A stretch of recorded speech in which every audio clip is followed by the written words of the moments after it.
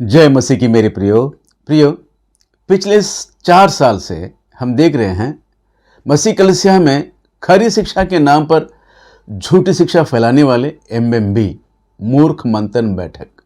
ये मूर्ख मंथन बैठक का ये जो प्रचारक हैं, पिछले दिनों में बपतिस्मा देने वाला यूहन्ना के विषय में भी, यूहन्ना बपतिस्मा देने वाला वो झूठा है, उसकी शिक्षा झूठी है, वो प्रभु यीशु मसीह के विषय में ठोकर खाया है, वो अंधा है, उसकी शिक्षा में तुम चलोगे तो यीशु से दूर दूर हो जाओगे। इस तरह का एक स्टेटमेंट दिया था उसने। मेरे प्रियो, मैंने आपको बताया था कि एक दिन ये यीशु मसीह को भी झूठा कहेगा। परमेश्वर के भविष्यवक्ताओं को जब झूठा कह रहा है तो इसमें कोई बड़ी बात नहीं है कि एक दिन ये है यीशु मसीह को भी झूठा कहेगा। आइए, वो दिन आ गया, इसने यीशु मसीह को भी झूठा कह दिया है। सुनिए, इस वीडियो को सुनिए, बड़े ध्यान से सुनिए। हम लल्लू पंजू से नहीं लड़ रहे मेरे भाई। आदम और हव्वा को जिसने फंसाया ना, मैं उस लूसीफर की लड़ाई की बात कर रहा हूं। आदम हव्वा को बाकी किसी में नहीं फंसाया, वचन में ही फंसाया। उसके बाद से लेके जीसस तक, जीसस से लेकर आज तक सब फंसे हैं वचन में। उसके बाद से लेके जीसस तक, जीसस से लेकर आज तक सब फंसे हैं वचन में। उस लूसीफर की लड़ाई की बात कर रहा हूं। आदम हव्वा को बाकी किसी में नहीं फंसाया, वचन में ही फंसाया। उसके बाद से लेके जीसस तक, जीसस से लेकर आज तक सब फंसे हैं वचन में। दोस्तों, अब ये बताइए कि ये किस तरह का प्रचारक है। ये सीधी बात है कि ये शैतान का एजेंट है और ये अपने पिता शैतान की इच्छा पूरी करने के लिए चुना गया है और वही काम कर रहा है।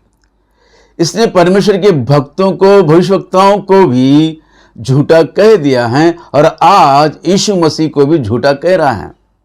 कहते हैं कि हर कोई व्यक्ति आदम से लेकर यीशु तक, आदम से लेकर यीशु तक और यीशु से लेकर अब तक हर कोई व्यक्ति शैतान की झूठी बातों में फंस गया है।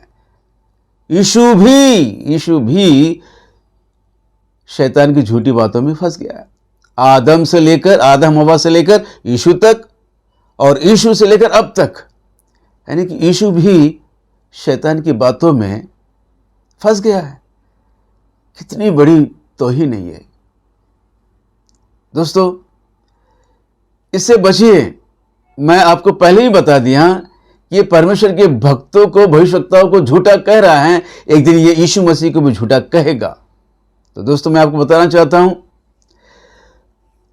इसे बाहर लाइए और हर एक इससे पूछिए कि इस विषय को लेकर माफी मांगेगा या फिर हमारे विश्वास को ठेस लगाने के विषय को लेकर हम कानूनी कार्रवाई करेंगे। हमारे विश्वास पर ठेस लगाया इसने। हम प्रभु यीशु मसीह पर विश्वास करने वाले हम भक्तों का यह कर्तव्य बनता है कि जो कोई हमारे विश्वास पर ठेस लगाए उस पर हम कानूनी कार्रवाई करें। दोस्तों, अगर ये सचमुच परमेश्वर का भक्त हैं, ये कह दे कि मुझसे गलती हो गया तो इसे छोड़ देंगे, लेकिन ऐसा नहीं करेगा तो उसको छोड़ने की बात ही नहीं है।